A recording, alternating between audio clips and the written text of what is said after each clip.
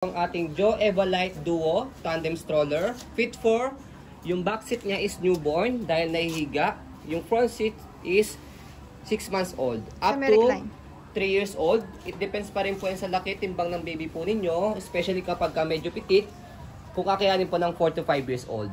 Okay? So, si front seat is semi-recline po siya. Full canopy. Ayan. Okay? And then adjustable for full canopy. Already washed na po ito and ready to use na. Okay? So, ito po yung details po niya one by one. Unahin natin sa front seat niya. Ayan. Ito yung kanyang canopy.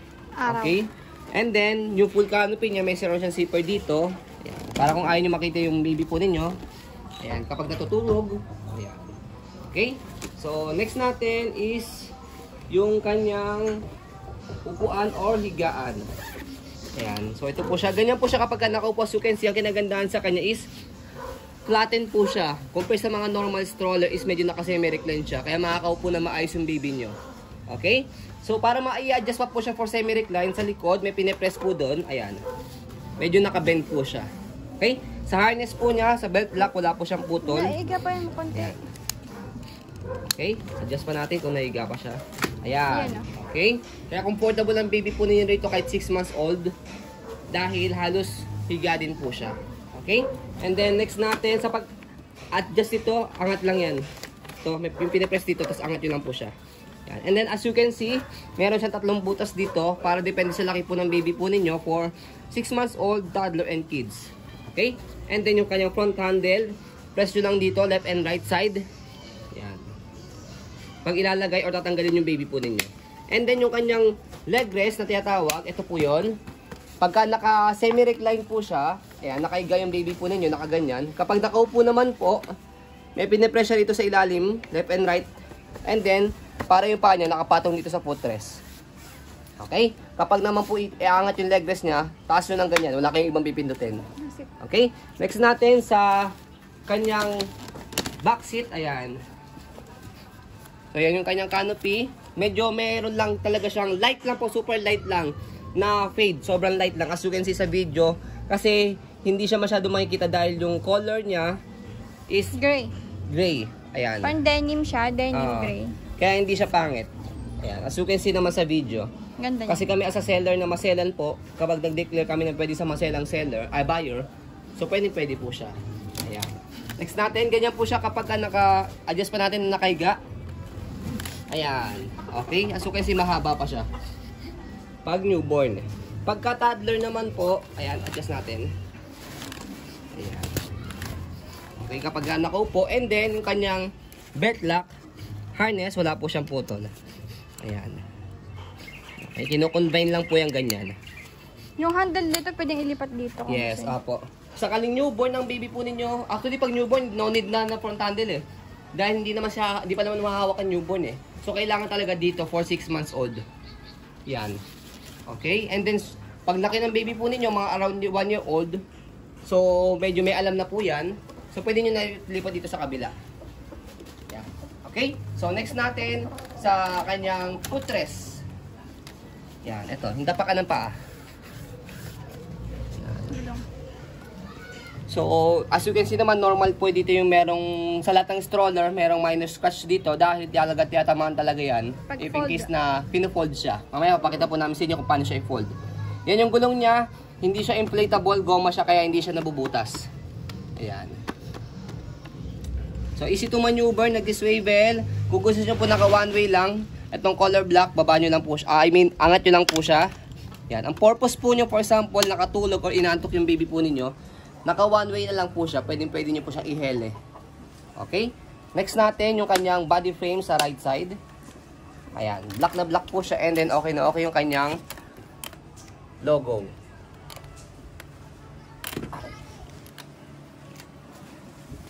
Okay. And then, yung gulong niya sa likuran. Ayan. Big wheels po siya. Okay na okay. As you can see, hindi siya pudpod. Ayan. So, stopper, yan, isang tapak lang dito. Yan, naka-stop na. Naka-cable na po yan sa loob para isang tapak lang. Angat lang po para mag-go. Ayan. Okay? Yan, para makita po ninyo, ulitin natin na okay yung kanyang stopper. Yan, okay? Yan. Next natin, yung kabilang side na gulong. And then yung kanyang basket niya, ang laki, mahaba. Marami kayong pwedeng mailagay, even kahit mag-grocery kayo, pwede nyo siyang dalhin. Ayan. So sa likod, sa pag-adjust po nitong higaan ni baby for newborn, dito siya pinipress. And then pull down. Ayan, okay. And then, yung kanyang peekaboo, sa pag-upo naman po sa kanya, hatakin nyo lang po ito. Ayan. Hatakin nyo yung pinakatodo hanggang sa pinakasagad na kanyang pagkakaupo. Ayan. Okay? Next natin sa kabilang side ng body frame.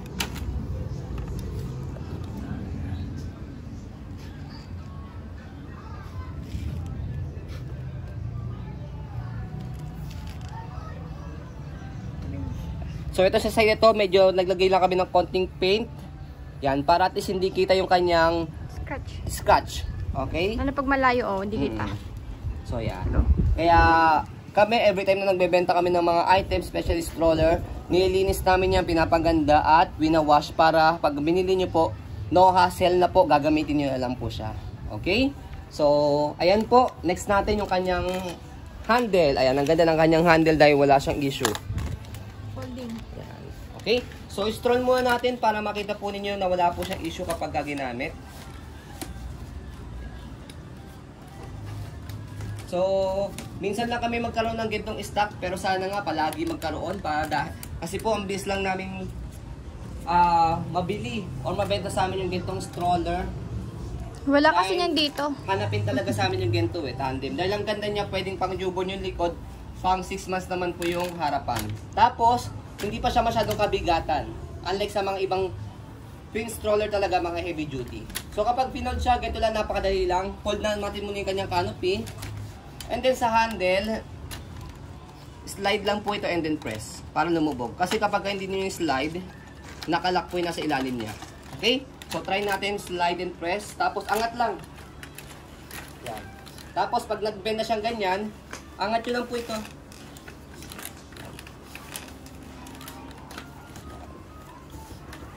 Angat nyo lang siya. At itong pinakahigaan niya, pati yung canopy niya. Tapos, maglalak siya rito sa gilid. Kabila. Stopper niyo po muna para hindi siya gumalaw. Yan. So, ito yung kanyang lock. Okay? So, adjust lang natin yung gulong niya. Yan. So, make it sure yung gulong niya nakasetup na ganyan paharap. Okay? Para pwede niyo po siyang itayo. Stand alone. Yan. Pwede siyang stand alone. Yan. Ayaw lang talaga, hindi lang talaga pantay yung daan dito sa amin.